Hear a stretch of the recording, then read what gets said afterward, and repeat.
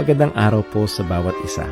Ito po muli ang inyong lingkod, Brother Paul Lito Jose, Pastor po dito sa Jesus Christ Baptist Church, Santa Maria, Bulacan. And welcome po sa ating Time in the Word. Ito po ay panahon na kung saan tayo nag-aaral ng salita ng Diyos sa patuloy na ikalalago ng mga mananampalataya, sa ikaliligtas ng mga kaluluwa, at lahat ng ito ay sa ikakaluwalhati ng pangalan ng ating Panginoon. Salamat po at kasama po namin kayo ngayon at nawa patuloy tayong matuto, lumalim sa pagkakilala, pagmamahal, paglilingkod at pananampalataya sa ating Panginoon at tagapagligtas.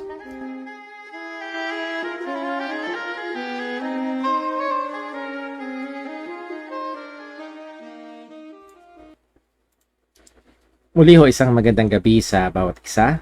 Tayo ho'y nagpapasalamat sa Diyos na meron ho tayong pagkakataon na tayo makapag-aral pa rin ng salita ng Diyos at tayo ho ay patuloy na lumalim at sama-samang lumago sa pagkakilala sa Panginoon, particularly sa paglalim at pagdagdag sa ating kaalaman ng dakilang kaligtasan na kanyang ginawa para sa atin, and that is yun yung ating pinakaserye ng pag-aaral po sa ating Time in the Word, study of soteriology. At bago tayo dumako sa ating pinakapag-aaral ngayong gabi, ilan mo ng mga reminders para ho sa ating mga kapatid sa JCBC. As of now, ang Bulacan ay under MECQ, so medyo mas heightened. At we are exercising the minimum health safety protocols dito sa ating church. At gawin po natin lagi yan. At sang-ayon ho sa mga aking nabasa, ay nahandun sa 10% ang allowable sa ating home physical gathering. So that's around 20 people para ho sa ating home bahay-sambahan. So muli, hindi naman tayo nakarang Sunday, hindi naman tayo nag-over doon sa bilang na yon. At atin ho inaasahan din ang ating mga kapatiran na sa mga tahanan na makasama natin via live stream ng ating hong gawain. So ipag-pray ho nating patuloy ang sang-ayon sa mga nakikita natin sa mga balita ay talagang mabilis ang pagkalat. So patuloy din tayong mag-ingat. At isang paalala lang ho para sa ating mga kapatiran ay makikita nyo kasi ito sa mga social media at merong mga tao na para bang super faith, hindi namin kailangan ng vaccine, faith lang, nakakita pa ako ng post ng isang pastor sa Amerika na we celebrate faith and not fear. Therefore, hindi kami magmamask, hindi kami physical distancing, hindi kami magpapabakuna, so on and so forth. At nakakalungkot ho yung bagay ho na yun. So, the Bible also calls us to be wise, and being wise does not mean na we are not exercising faith.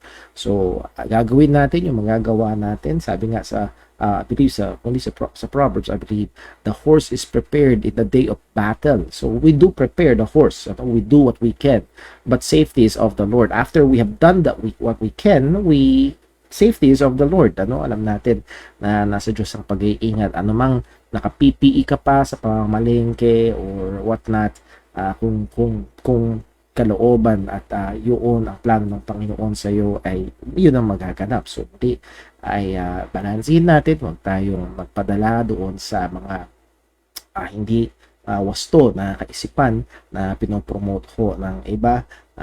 Isa pa sa talamak kong nakita sa social media ay ako'y bakunado ng dugo ni Kristo, walang virus na tatama sa akin. No.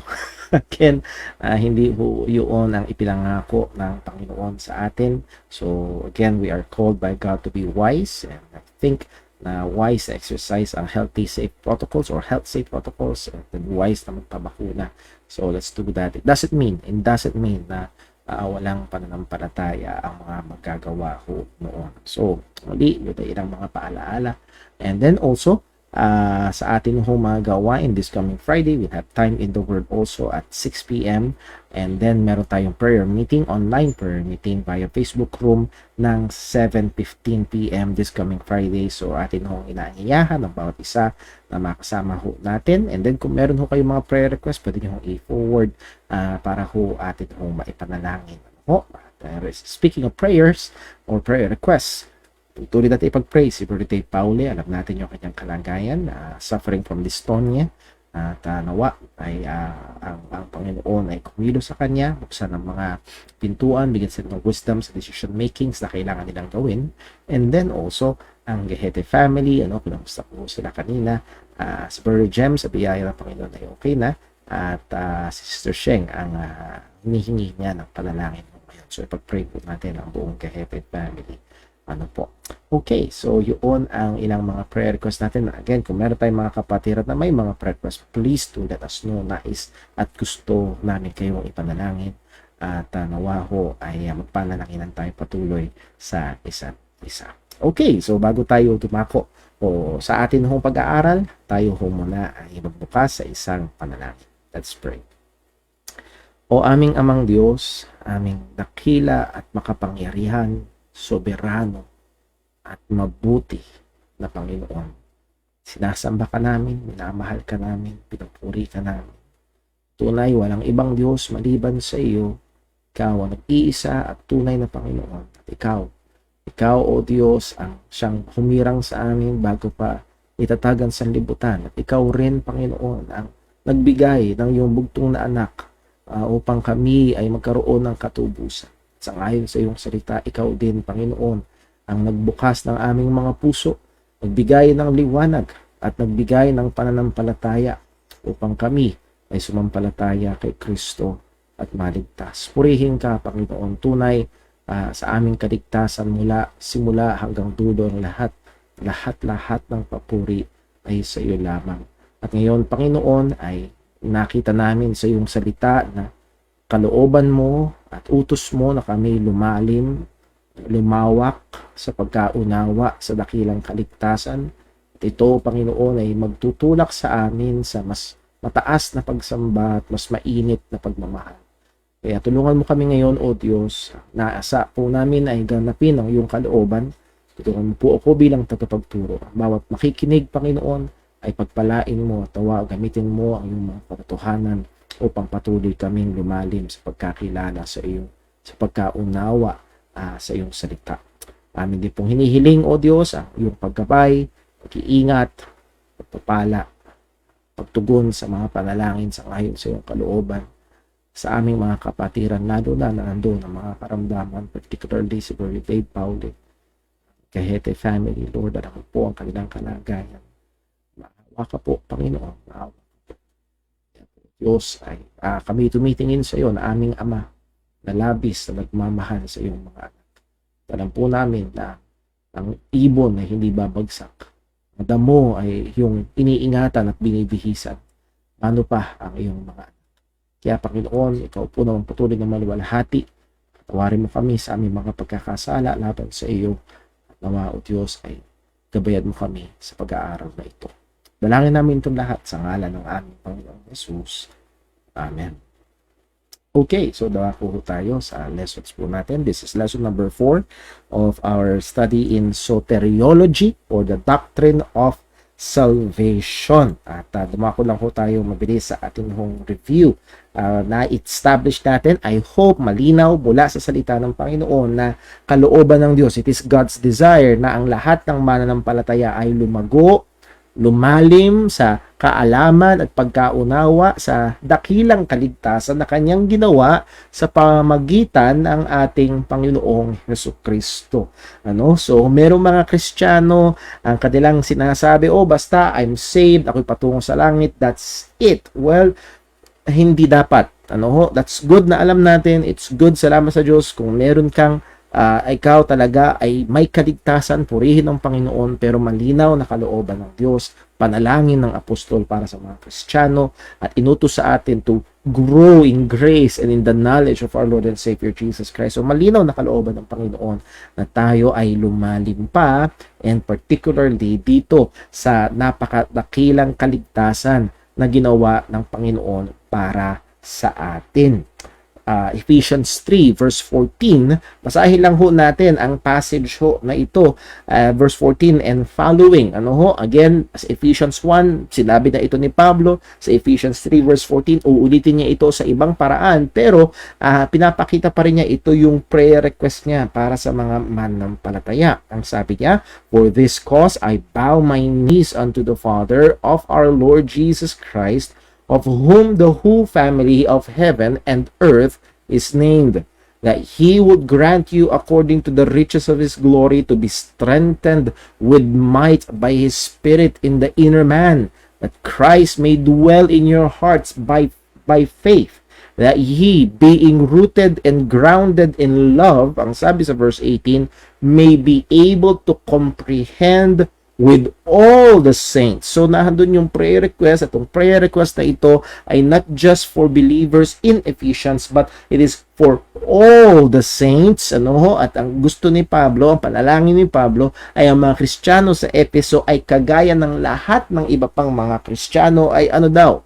To comprehend, malaman, maunawaan, ang alin? What is the breadth, yung lawak, what is the length, yung haba, what is the depth, yung depth, yung lalim, what is the height, yung taas, and to know the love of Christ, which passeth knowledge, that ye might be filled with all the fullness of God. Now, as we have always been pointing out, sa Biblia, lalo na sa New Testament, yung pagmamahal ng Panginoon ay hindi yung katulad ng love na alam ng marami ngayon na just an emotional high, kung hindi ang love na madalas na sinasabi sa Biblia, it is the saving love of God that is through our Lord Jesus Christ. Sabi sa 1 John 3, "In this was manifested the love of God, that He gave His only begotten Son for us." So, ganun pinakita ng Diyos ang kanyang pagmamahal sa atin sa pamamagitan ng pagbibigay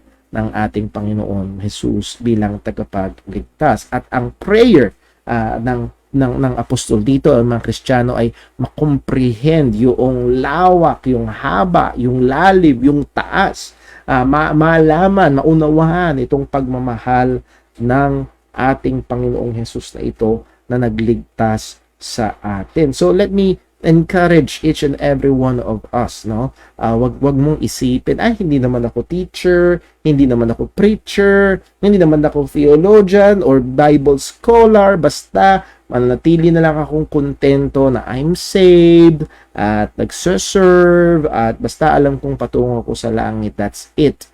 Again, according to this passage, no, that should not be it. Hindi dapat ganon.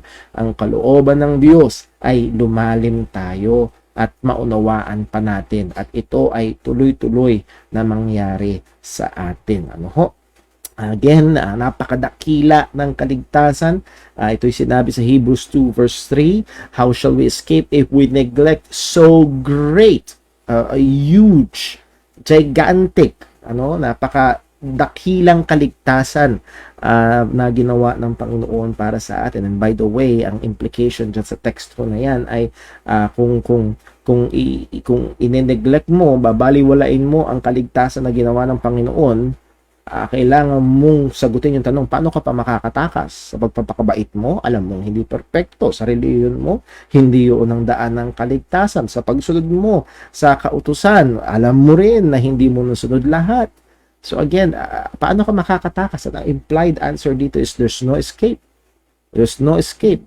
Aside from the great salvation, ang naghihintay sa iyo or out of the great salvation, kung ikaw ay hiwalay at wala dito sa dakilang kaligtasan, hindi ka ligtas, ayaw mo sumampalataya kay Kristo, ang naghihintay sa iyo sa ayon sa Biblia ay parusa ng Panginoon. It is not subject for a discussion. There is no maybe, baka sakali naman, baka matsambahan, baka makalusot. No, walang makakalusot.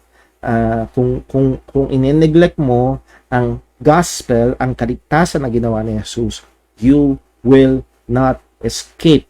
Relihiyoso ka man, mabait ka man, marami ka mang tinutulungan, you will not escape dahil ikaw ay isang makasalanan, sasaluhin mo ang parusa ng Panginoon. So, let me encourage you kung nakikinig ka ngayon na hindi pa sumasampalataya kay Kristo, ang utos ng Panginoon ay magsisi ka sa iyong kasalanan at manampalataya ka sa Kanya na namatay sa krus para bayaran ang iyong mga kasalanan at muling nabuhay upang ikaw ay magkaroon ng buhay na walang hanggan. So again, how shall we escape if we neglect so great salvation? But we have said last time, great ito because great is our sin. Great ito because great is our God who worked out the salvation. Great ito dahil great ang ating Panginoong Jesus na nagbigay ng kanyang sariling buhay bilang pangbayad. So again, there are many aspects na talagang itong kaligtasan na ito ay napakadakila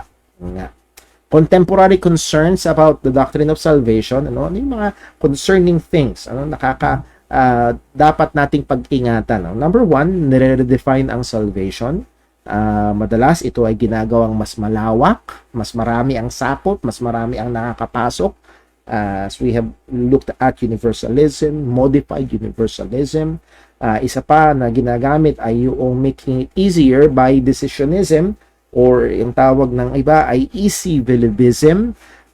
Sabi nga ho ng isang teacher ko, easy prayerism, not actually believe ang tao, ang after, but for people to pray a certain prayer, and then pag sinunod yung panalangin, idedeklarang saved. At I think justified yung pagpaparallel nito sa ginagawa sa Roman Catholic, paano mapapatawad ang kasalanan? Magpray ka ng 5 ganito, 10 ganito, 20 ganito, mapapatawad ang kasalanan mo. And sa ibang mga evangelical churches, paano ka maliligtas? Well, follow this prayer. At again, hindi ako against sa pagpe-pray. What I'm against is kung ito ay nagiging kapalit na ng gospel as the power of God unto salvation. At nangyayari ho yan sa marami. Number 2, displacement of salvation from the centrality of our mission objectives. Nadi-displace na. Hindi na ito ang nasa gitna. Mga ipinapalit like humanization or humanitarian efforts, uplifting from poverty, education, global warming, and so on, psychological goals, self-esteem, and so on, politicization, again, na marami na haling na mga churches pagdating sa politika, at mukhang doon na ibabaling yung pag-asa. So again, we must maintain yung pinaka-pangunahing mission natin. Walang iba kung hindi ibahagi ang ebanghelyo ng kaligtasan. Sabi nga, the main thing is to keep the main thing the main thing. At medyo lang, gusto ko lang medyo i-expound pa ito ng konti. Why do we need to keep the main thing the main thing? Bakit kailangan nating mag-exert ng effort na panatilihin na nasa gitna yung pinakamahalaga? Bakit? Kasi madaming effort para alisin ito at marami ang nagsusubok na kunin ang lugar nito. So we must exert effort. Hindi pwedeng basta pabayaan na lang natin. We must make a conscious effort na panatilihin at bantayan na nandun sa gitna ang pinakamahalaga, walang iba kung hindi ang kaligtasan. Number next, the doctrine of salvation and the pastor. So pinag-aralan natin para sa mga manggagawa, nakagaya ko, mga pastor. Ang pastor ay mangangaral ng salvation. Wag nating pakamalian ang in-interview minsan si Joel Austin. Sabi niya, well, hindi yan ang trabaho ko. Basta ang trabaho ko lang ay sabihin sa mga tao na ganyan. Hindi niya trabahong sabihin sa tao na kayo'y makasalanan, kayo ay mali, kayo'y patungo sa parusa. Hindi daw yun ang trabaho. No, a pastor is a true pastor, that is a preacher of salvation. Sabi nga sa 2 Timothy 4:5, but watch thou in all things, that is Paul speaking to Timothy or writing to Timothy, endure afflictions, do the work of an evangelist, make full proof of thy ministry. So, ang manggagawa ay hindi makakaiwas sa bagay na ito. Secondly, the pastor is pastor as a teacher and theologian about salvation. Again, he will teach, he will need to study, he will have to learn theology. Kailangan niyang matutunan ang theology. Hindi yan maiiwasan. Lalo na sa mga kagaya ko na talagang tinawag ng Panginoon para tumayo at magpakain sa iglesia ng ating Panginoong Hesukristo. So ang manggagawa ay binigyang trabaho na ipangaral at ituro sa mga tao ng Diyos ang mga katotohanan patungkol sa dakilang kaligtasan na ginawa ng Panginoon. So nahandoon, kailangang bigyang pansin. And again, this study na meron tayo sa ating time in the Word ay ginawa na ho namin dito sa church.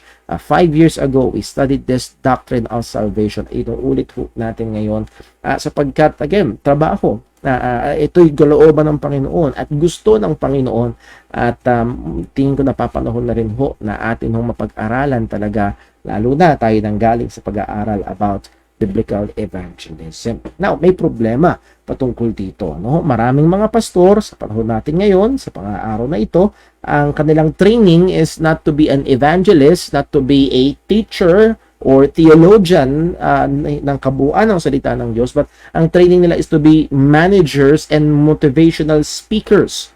Yun ang kanilang training, maging mamanage ng maayos ang church, mapadami ang tao sa church, mapadami ang pera ng church. Yun ang mga ibang motivational speakers, mapa-feel good ang mga nakikinig sa kanya. Well, again, that is yun ay pag-shrink back, hindi pagtupad doon sa maliwanag na iniutos ng Panginoon, inilagay ng Panginoon na trabaho ng mga mangangaral, particularly ng mga pastor ng iglesia. Again naman, ito naman tayo mula doon sa nasa leadership sa church patungo sa mga tinatawag na nominal Christians, So every Christian must be a good theologian of salvation.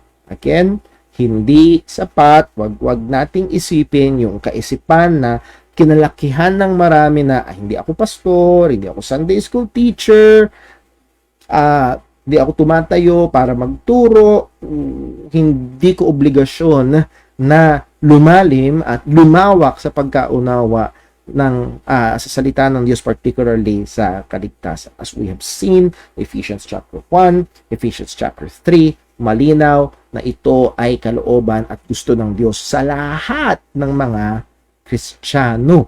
Now, kung tayo ay mag-aaral ng theology, particularly ng theology about salvation, let us be good theologians.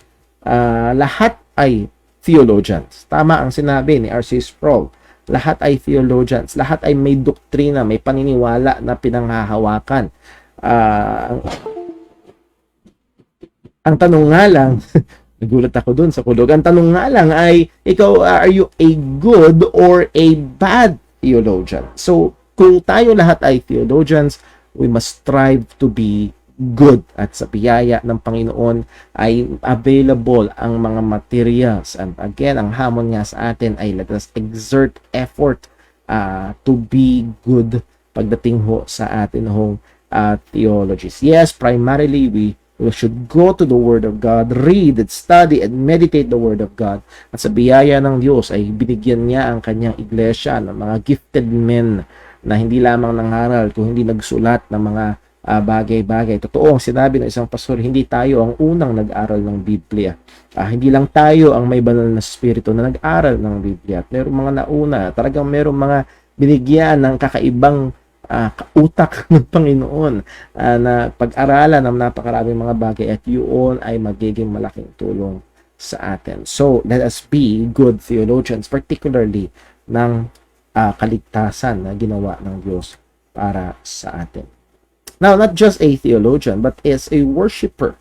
Ang pag-aaral sa dakilang kaligtasan ay may epekto sa atin hong pagsamba, sa ating pagpupuri, and also sa ating pagmamahal sa Panginoon. Do you remember sa Gospels ng ating Panginoong Jesus ay pumunta sa bahay ni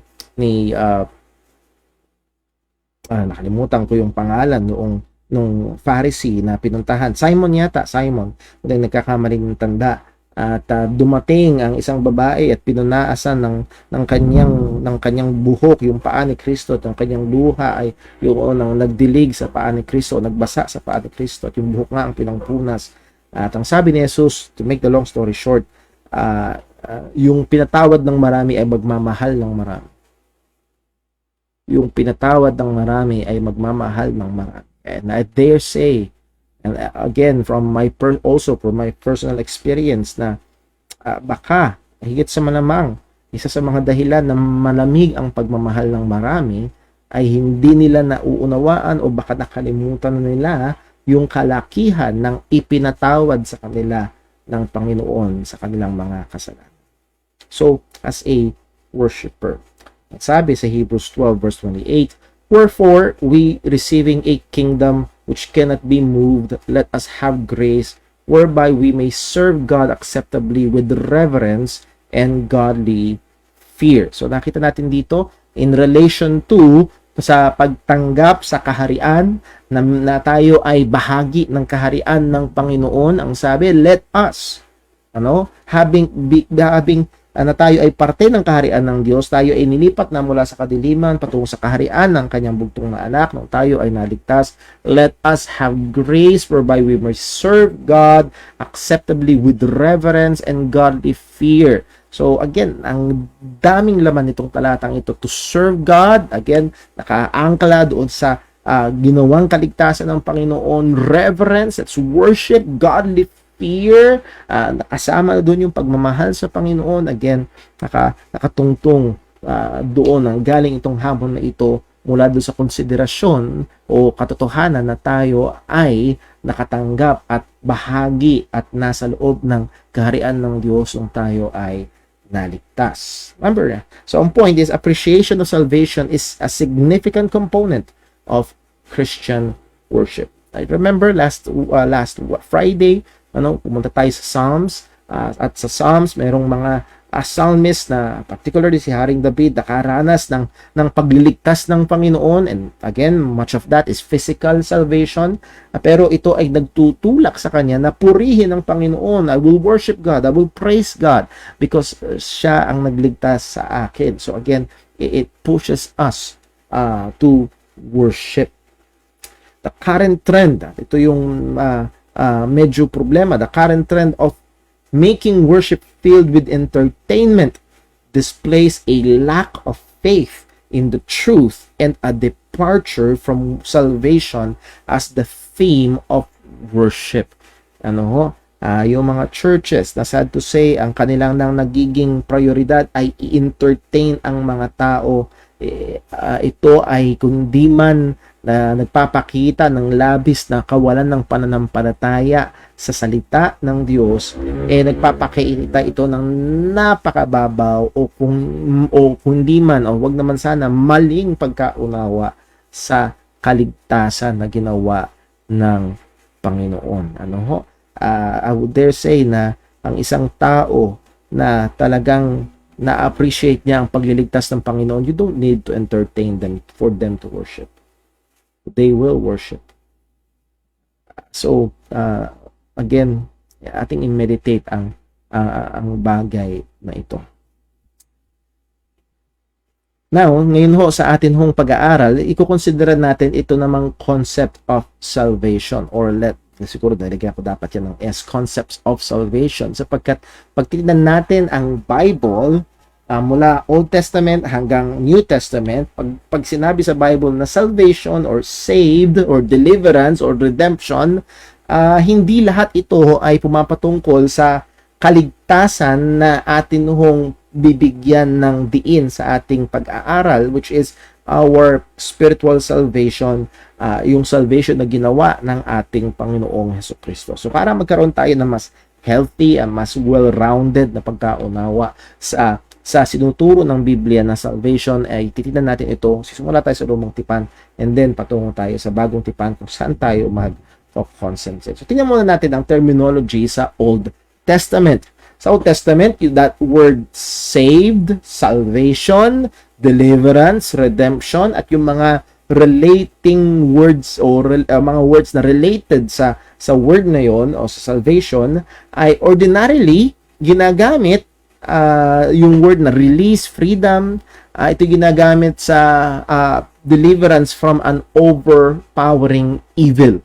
Ano man yung evil na yon, not necessarily moral evil, anumang masama, maaaring karamdaman, maaaring kaaway, maaaring physical, personal na kaaway, maaaring national na kaaway, maaaring sakuna, again, whatever overwhelming, overpowering evil, handun yung paghingi ng pagliligtas ng Panginoon. Halimbawa ay sa isang lungsod o sa isang syudad na nakukutaan ng mga kaaway. Sa 1 Samuel 11 verse 3 ang sabi, "If there be no man to save us, we will come out to thee." So again, malinaw sa context nito, pag binasa niyo yung mga preceding and proceeding verses, ay ang tinutukoy ditong save ay hindi yung pagkaligtas ng kaluluwa, o hindi pagkaligtas mula dun sa mga kaaway na nakapaligid na sa kanila. So, nahandoon ang paggamit ng word na save. Now, hindi lang yun. Sa Psalm 72 verse 13, "He shall spare the poor and needy, and shall save the souls of the needy." So, again, meron dalawang salita dito mahalagang bigyang pansin at I would encourage to study the word saved. Anong ibig sabihin? Liligtas mula saan? Paanong pagliligtas? And then yung word na soul. Ito ba ay yung kaligtasan ng kaluluwa, kagaya ng ginawa ng ating Panginoong Hesus para sa atin? Well, magkakaroon ng problema kapag yun ang interpretasyon mo, sapagkat ang susunod of the needy. At yung needy dyan ay hindi lang basta nangangailangan, kung hindi yung needy dyan coming from the previous praise. Ang sabi, "He shall spare the poor and needy," literal na mahirap. literal na nasa walang kulang, kapos, bagsak ang pinansyal, as in said. At ang sabi ng salita ng Panginoon, "He shall save the souls of the needy." So yung save dyan ay hindi spiritual salvation. At yung soul dyan ay hindi yung spirito ng tao, yung kaluluwa ng tao, kundi yung soul, which is madalas ginagamit din sa Lumang Tipan, is yung buhay. At yung pagliligtas dyan ay speaking of physical deliverance mula doon sa abang kalagayan. So muli, ang punto ay hindi lahat ng word na saved and soul, lalo na sa Lumang Tipan, ay katulad ng madalas na ginagamit sa panahon natin ngayon at sa Bagong Tipan. So nandito yung panawagan sa pag-iingat. Caution: be very careful of reading back the New Testament meaning of save or salvation in the Old Testament without considering the context. Merong technical na tawag dito, hindi ko maalala, pero mag-ingat ho tayo na baka mamaya mas pamilyar tayo sa Bagong Tipan, yung kaligtasan, yung lengguwahe ng kaligtasan sa Bagong Tipan at yung ibig sabihin ng kaligtasan sa Bagong Tipan. At pag binasa natin ng Lumang Tipan ay na-encounter natin ng word na saved, redeem, ay isasalpak natin agad yung soul winning, yung meaning doon sa bagay na yun. Kaya ako nasabi yung soul winning kasi madalas yung ginagawa. Halimbawa nga sa Proverbs, the fruit of the wise is a tree of life, and he that winneth soul is wise. Madalas kinukot yung verse na yun without studying ano ba ang ibig sabihin ng he that winneth soul in the Old Testament context. At yung iba biglang isasalpak yung meaning ng soul winning sa panahon natin ngayon. So again, that's doing injustice sa salita ho ng Panginoon. The point is this: let us be careful. Na pag nag-aaral tayo sa Lumang Tipan, mag-ingat tayo na hindi basta iilagay yung meaning ng salvation sa New Testament sa Old Testament. Not unless demanded nung pinaka-context. Okay? So let's go on. Now, so pinag-aralan natin ordinary usage. Yun naman, itong salvation applied to the Lord, and that is God is the one saving. Yung pagliligtas ng Panginoon. Sang-ayon sa Evangelical Dictionary of Biblical Theology, ang sabi, in general, the Old Testament writers see salvation as a reality more physical than spiritual. more social than individual. So again, ito ay terminology sa lumang tipan at ang pagliligtas ng Panginoon at mas madalas, hindi lagi, pero mas madalas nating ma-encounter sa Old Testament ay yung salvation ay mas madalas physical kaysa spiritual, mas madalas social, that is karamihan, national, kaysa individual, which is contrary sa bagong tipan, madalas ito ay spiritual at madalas ito ay individual din. So muli ay maging maingat tayo sa atinong pagbabasa at pag-iinterpreta ng salita ng Panginoon. God chiefly saves Israel from enemies. Israel's enemies are not just political, they were a threat to the fulfillment of the covenant. So makuha po natin na again, yung pagliligtas, pagtatanggol ng Panginoon sa Israel ay hindi lang dahil napakahalaga nila, kung hindi ang Diyos ay nangako. He made a covenant sa bansang Israel at doon yung pangako din ng Diyos na mula sa kanila ay lalabas ang tagapagligtas. At dahan doon yung gawa ng Panginoon para ingatan sila mula doon sa mga nagnanasa, na sila'y lupigin, na sila'y ubusin. So, doon yung pag-iingat at pagpoprotekta at pagliligtas ng Panginoon sa mga Hudyo, sa Israel, sa lumang tipan. National salvation is often associated with the land. So, pag pinag-aralan natin, pag na-encounter nyo sa lumang tipan, yung mga salvation at kung ang pinapatungkulan nun ay yung kabuuan, yung bayan, at madalas ito ay associated sa lupa na ipinangako ng Panginoon sa kanila. Jeremiah 31:7, For thus saith the Lord, sing with gladness for Jacob, and shout among the chief of the nations, publish ye, praise ye, and say, O Lord, save thy people, the remnant of Israel. Again, yung save dyan is more on national, more on physical, rather than spiritual, at madalas makita naman din doon sa lupa na ibinigay at pinangako at binigay ng Panginoon sa kanila. Now, yes, sa lumang tipan, mas madalas ang physical kaysa spiritual. Pero, meron ding spiritual salvation tayong may encounter sa lumang tipan. So, again nga, ang pakiusap at paalala sa bawat isa sa atin ay be watchful sa atin pag-aaral at pag-iinterpreta ng salita ng Panginoon. So, spiritual salvation or saved from sin o salvation from sin is not dominant but not absent. Hindi ito dominante kagaya sa inyong bagong tipan, pero hindi rin naman ito wala. Okay? Hindi siya absent. Halimbawa, sa Psalm 32 verse 1, ito yung kinote ni Apostol Pablo sa Romans chapter 4. Ang sabi ni Haring David in the Old Testament, Blessed is he whose transgression is forgiven, whose sin is covered.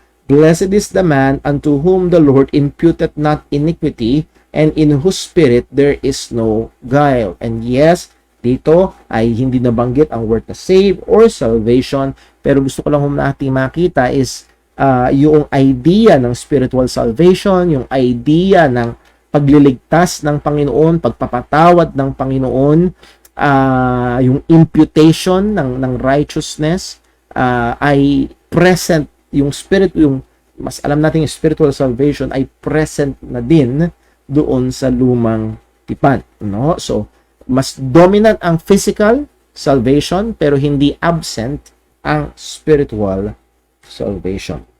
This salvation came to be connected with the coming of the Messiah. So, yung sinabi ni Haring David na yun ay ito ay na kinonekta sa darating na Mesias or tagapagligtas. Isaiah 53 verse 5. We know this verse.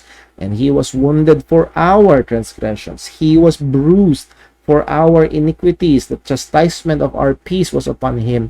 And with his stripes, we are healed. So, muli, ano ang pinakapunto sa lumang tipan? Mas madalas ang salvation physical. National rather than individual. Mas madalas. Hindi lagi, pero mas madalas. Pero meron na rin tayo makikita na pumapatungkol sa spiritual salvation, at ito ay kinonekta, spiritual or salvation from sin, at ito ay kinonekta sa darating na Mesiya, sa ipinangakong tagapagligtas.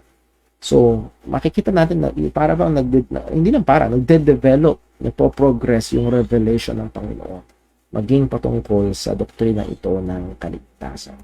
Sa terminology naman, sa paggamit ng word na salvation sa bagong tipan. Ordinarily, ang word na save or salvation ay ginagamit as deliverance from physical danger, from sickness, from physical threat. Again, ito yung ordinary usage, Halimbawa na lang, nung si Pedro ay lumulubog na sa tubig, ang sabi niya, Lord, save me! Wag natin tong i-interpret na, dito naligtas ang kaluluwa ni Pedro. No, ang kalagayan niya na itong paghingi ng kaligtasan ito ay malinaw na physical salvation ang sinasabi. So, this is the ordinary usage ng salita. Na word na saved or salvation. Some spillover of Old Testament sense. Again, sa Old Testament, ang sense ng salvation ay ililigtas ng Panginoon ang bayang Israel. At dito, meron tayong propesya ni Zechariah. Si Zechariah, ito yung tatay ni John the Baptist. At nung pinanganak si John the Baptist, tinanong siya kung anong ipapangalan sa batang ito. Sinulat niya, kasi di siya makapagsalita. Sinulat niya John, at nagsabi ng mga tao ay bakit ganoon ang pangalan? Walang mga ninuno na ganyan ang pangalan. At binuksan ng Panginoon ang bibig nitong si Zechariah at siya ay nag-prophesy. At ang sabi sa Luke 1:68, Blessed be the Lord God of Israel, for He hath visited and redeemed His people, and hath raised up a horn of salvation for us in the house of His servant David. So there's redemption, there is salvation, at nakita niyo yung paano mang tamang salita? Pagtukoy ni Zechariah dito sa his people. Why? Because he's still operating in the Old Testament mindset na yun yung madalas na paghingi ng kaligtasan sa lumang tipan, yung pakikipagdeal ng Panginoon sa kanyang piniling bayan. So there is that spillover ng Old Testament sense of salvation na mababasa natin in the New Testament books. Tuloy natin yung prophecy ni Zechariah, verse 71, that we should be saved from our enemies and from the hand of all that hate us. So again, yes, ito yung nasa New Testament book, sa book ni Luke. Nevertheless, yung save dito ay higit sa malamang sinasabi ni Zechariah in a salvation from enemies, that is physical enemies, sapagkat ang Israel noon ay under Roman occupation, ng Roman Empire, to perform the mercy promised to our fathers and to remember His holy covenant. So nandun yung spillover nito sa bagong tipan. Now, let's consider now the theological usage. Ang sabi, makikita natin sa first point, the New Testament locates more definitively the enemy to be saved from is sin. So yes, sinabi ni Zechariah, iligtas mo kami mula sa aming mga kaaway. Pero mapapansin natin sa progress ng revelation sa bagong tipan, it's shifting from physical salvation to spiritual salvation, from physical enemies to spiritual enemies, particularly from sin, salvation from sin. And this salvation is identified with the person and work of Jesus Christ. So yun yung makikita natin sa bagong tipan, ang magiging sentro, lalo na sa mga sulat ng mga apostol, ng mga tagasunod ni Kristo, ang magiging sentro na ay spiritual na kaligtasan at kaligtasan mula sa kaaway, and that is kasalanan.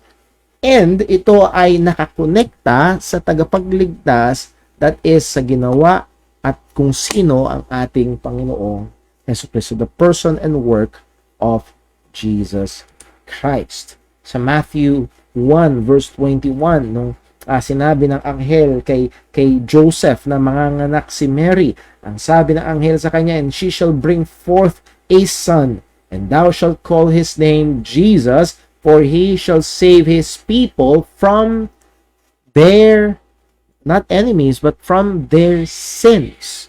So, nandito na tila baga, yung focus ay lumilipat na mula sa physical to spiritual salvation. So 1 Timothy 1:15, this is a faithful saying and worthy of all acceptation, that Christ Jesus came into the world to save sinners, of whom I am chief. So naparito si Jesus para iligtas ang mga makasalanan.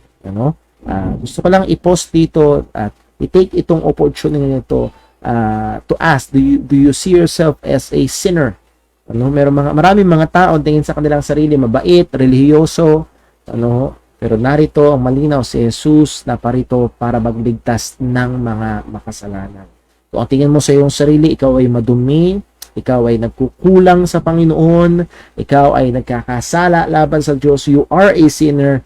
Now here is the good news, na parito si Jesus para sa mga katulad nating makasalanan at pwedeng maligtas ang isang makasalanan. He came into the world on a rescue mission to save sinners. To save sinners. Point: our study of the doctrine of salvation will center on the saving plan and work of God accomplished through the person and work of Christ. Ito yung magiging focus natin. Hindi ang focus ng ating pag-aaral about soteriology is not that salvation in the Old Testament that is more on physical, hindi yun, kundi ang mas magiging focus ng ating pag-aaral ay itong tatagpuan natin karamihan sa Bagong Tipan, yung spiritual na kaligtasan, ito yung pinlano, ginawa ng Panginoon sa pamamagitan ng ating Panginoong Jesucristo. So doon, yun yung punteriya natin, yun yung target natin. At doon sa mga nabasa sa Ephesians 1, sa Ephesians chapter 3, na gusto ng Diyos na lumalim tayo sa pagkaunawa, it is that salvation. Yung ginawa niyang pagliligtas sa pamamagitan ni Jesucristo. Now, ilatag lang ho natin ang ilang mga premises sa pag-aaral ho natin. At matatapos tayo ngayon siguro sa number 1 and then tutuloy natin sa Friday yung iba pang mga basic premises about studying salvation. Number 1, there are multiple dimensions of the effects of sin. We must consider, we must recognize, kailangan natin konsidera, kailangan natin kilalanin na merong mga iba't iba, maraming mga dimensyon ng epekto ng kasalanan. Hindi ka lang basta nito ginawang guilty, you were alienated from God, you are part of the family of the devil, spiritual family of the devil, tayo ay patay sa kasalanan, spiritually dead. So lahat ng ito ay iba't ibang dimensyon ng epekto ng kasalanan na pumasok sa pamamagitan ni Adan at ni Eva. Now, ang problema ay ito. Today's shallow concept of salvation is proportionate to its shallow conviction of sin. As we have said before, maraming mga tao na, well, ang salvation basta ako pupunta sa langit. That's it. Well, that's not, hindi lang yun ang tinuturo ng salita ng Panginoon. At madalas, makikita natin, ito ay dahil mababaw, kulang, deficient, yung pagkaunawa tungkol sa malinaw na tinuturo ng Biblia na epekto ng kasalanan sa atin. And again, yung hindi ka lang basta dadalhin ng kasalanan sa impyerno, marami pang epekto ang kasalanan. Therefore, yung kaligtasan na ginawa ng Panginoon ay tugon sa lahat ng mga epekto ng kasalanan. Dito ho sa JCBC, ilang beses kong pinupunto sa mga kapatiran, hindi lang ang kaluluwa ang niligtas ng Panginoon. Sapagkat, yun ang madalas natin naririnig, niligtas ni Jesus ang aking kaluluwa. That is true. That is true. Praise the Lord. Salamat sa Diyos sa katotohanan na yun. Pero hindi lang yun. Ang niligtas ni Jesus ay ikaw. Kung ikaw ay Kristiyano, ang niligtas ni Jesus ay ikaw, yung buong katao, buong pagkatao, kaluluwa, espiritu at kasama ang iyong katawan.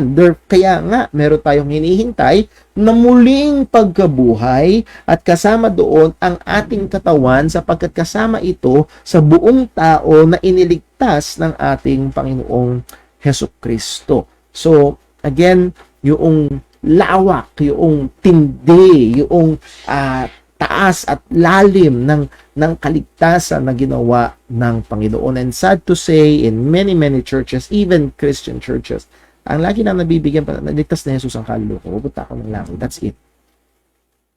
Minsan nahagingan na lang yung mga iba. At hindi lumalalim at lumalawak ang pagkaunawa. So again, just a reminder doon, yung nire-redefine nila at pinapababaw nila ang mga bagay-bagay, tinutuon ng focus sa ibang mga bagay. So, nagiging mababaw at malabnaw ang konsepto o pagkaunawa pagdating sa kaligtasan na ginawa ng Panginoon. Yung iba, namatay si Jesus sa krus, pag pinakinggan mo sila, namatay si Jesus sa krus para pagandahin ang buhay mo sa mundo. That's it. No. So, that is a gross misunderstanding. Kung gano'n ang pananaw sa ginawang pagliligtas ni Jesus, that's a gross misunderstanding. So, again, it is a great salvation. Pero kailangan nating pag-aralan yung lawak ng sakop nito. At ito ay nagdi-deal sa lawak ng epekto ng kasalanan. Sabi ni Donald MacLeod, ang sabi niya sa kanyang book na A Faith to Live, unless we understand sin and its solemnity, and the damage it has done to our human existence, we cannot hope to appreciate such evangelical doctrines as the cross and person of Christ. Again, pag naunawaan natin yung grabing pinsala na ginawa ng kasalanan, ay mas ma-appreciate natin yung grabing kaligtasan na ginawa ng ating Panginoon sa pamamagitan ng ating Panginoong Jesus. Narito ang katotohanan, no matter how great the damage sin has brought, God's salvation goes beyond it and resolves all of it. Gaano mang katindi ang ginawang damage ng kasalanan sa tao, at mapag-aaralan natin yun, yung kaligtasang ginawa ng Panginoon, it goes beyond it and resolves all of it. Doon yung paggapi, pagsolusyon sa epekto ng kasalanan. Lahat ng epekto nito ay dinil with sa kaligtasan na ginawa ng Panginoon. Romans 5:20, moreover, the law entered that the offense might abound. Where sin abounded, grace did much more abound. At yung word na abound dito, dun ginamit sa, yung last word na abound is to superabound. Talagang super sumasagana. At hindi lang basta sapat, kung hindi lagpasan pa. So, kung saan mas grabe ang kasalanan, mas grabe at lagpasan pa ang biyaya ng Panginoon. That is, it means na ito ay hindi lang basta sapat, kung hindi higit at higit na sapat para i-deal with ang problema at epekto na ginawa ng kasalanan sa buhay ng isang tao. So, naririto ka ngayon, baka iniisip mo, Brother Paul, sobrang sama ko. Hindi mo alam kung gaano kadilim ang aking nakaraan. Hindi mo alam kung gaano karami ang aking ginawang kasalanan. Hindi mo alam kung gaano kabigat ang mga bagay na aking ginawa. At again, maaari at hindi ko alam. Pero alam ito lahat ng Panginoon. Pero nais kitang encourage, kaibigan, hindi imposible na ikailigtas ng Panginoon. At kung sumasagana ang iyong kasalanan, mas sumasagana ang biyaya ng Diyos na nagliligtas sa mga kasalanan. Kailangan mo sa biyaya ng Panginoon ay magsisi at manampalataya sa Ebanghelyo ng ating Panginoong Hesukristo. The abounding of sin is overmatched by the superabounding of grace. Pagkabanding na ito. Ang nag-a-abound na kasalanan, sumasaganang kasalanan ay nahigitan ng lalo at super na sumasagana na biyaya ng ating Panginoon. And ito ang storya nating lahat. Una, wala naman sa ating hindi sumagana sa kasalanan. Maaaring ang tingin natin sa ating sarili ay medyo mabait, pero ang totoo, lahat tayo sumasagana sa kasalanan. Just read Ephesians chapter 2, verse 1, 2, and 3. Tayo ay patay sa kasalanan. Talagang sumasagana. Alipin sa kasalanan. Pero, yung biyaya ng Diyos na nagligtas sa atin ay nag-superabound at hinigitan at sinusyonan ang problema at epekto ng kasalanan sa ating mga niligtas ng Panginoon. Point, the many dimensions of salvation correspond to the dimensions of sins damage. So may iba't ibang dimensyon, may iba't ibang konsepto, may iba't ibang aspeto sa kaligtasan na ginawa ng Panginoon. Hindi lang ito basta binayaran ng kasalanan mo and then pupunta ka sa langit. It is that, and it's more than that. At nawa, excited tayo na malaman pa, maunawaan pa ang mga bagay na ito.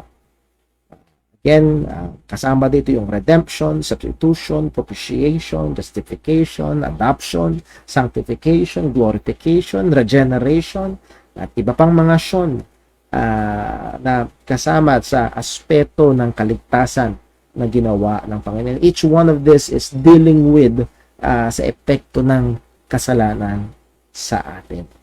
At pasensya na, medyo nag-ulit-ulit yung ating slides. So, ang challenge mula sa lahat ng ito, challenge number 1, let us pursue a deeper understanding of our great salvation, that it may work in us higher worship of God, our Savior. Atin habulin, nasain ang mas malalim na pagkaunawa sa Panginoon o pagkaunawa sa dakilang kaligtasan na ginawa ng Diyos, sapagkat ito'y gagawa sa atin ng mas matayog, mas matindi, mas malalim, mas mainit na pagsamba at as we have said, pagmamahal sa Panginoon. So, yung mga nagsasabing, ay, wala pa panahon mag-aral ng doktrina basta mamahalin ko lang si Lord. Well, kung nasa mong mahalin si Lord, dapat nasa mo na lumalim at magsumikap kang lumalim sa pagkaunawa sa kaligtasan na ginawa ng Panginoon. And lastly, let us meditate on the many and vast effects of sin and appreciate the much more abounding saving grace of God. So, pag tininan natin yung grabing epekto ng kasalanan, ang tindi ng epekto ng kasalanan, ang dami. Pero, mas ma-appreciate naman natin yung tindi at mas sumagana na biyaya ng Diyos nagligtas sa atin. So, meditate on that. Kung gaano ang kondisyon natin. Again, if you have time, meditate upon Ephesians 2:1-10 at napakaganda nung sinabi doon sa verse number 5, which is sentro. Pagkatapos saysayin ni Apostol Pablo yung ating spiritual na kalagayan na patay sa kasalanan, lumalakad sa mundo, sa mundong ito, sa ating sariling mga pita, lumalakad sang-ayon sa kalooban ng dyablo.